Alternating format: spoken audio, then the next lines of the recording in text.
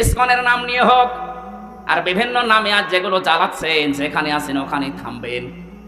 এটা কিন্তু ইন্ডিয়া না, এটা এখনো বাংলাদেশ। এদের হয়তো আর কিছু নেই, যতটুকু ঈমান আছে ঈমানের সামনে দাঁড়ানোর ক্ষমতা এখনো কারো নেই। কথা বলেন ঠিক কিনা? আমরা আর কিছু না মানি, অন্তত এটা বিশ্বাস করি যে আল্লাহ একজন আছে। কথা বলেন না কেন? আমার মনে হয় শুধু আমরা না, এদেশে আমরা যারাই বাস করি অন্য ধর্ম অনুসরণ করতে পারে, কিন্তু উপরওয়ালা একজন আছে এই কথা তারাও বলে। কথা বলেন। আপনি পিনাকি ভট্টাচার্যের দিকে তাকান, আমার মনে হয় যে ওর 100টা কথা বললে 90টা আল্লাহর নামে বলে, অথচ নাম দেখেছেন, ধর্ম দেখেছেন পিনাকি ভট্টাচার্য, হিন্দু মানুষ।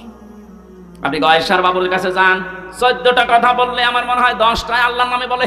পৃথিবীতে যারাই আছে, বিশেষ করে এই বাংলাদেশে, এরা সবাই বিশ্বাস করে আল্লাহ একজন আছে, উপরওয়ালা একজন আছে। কারণ বিপদে পড়লে আমরা দেখি দলমত থাকে না, সবাই তখন ডাকে কাকে?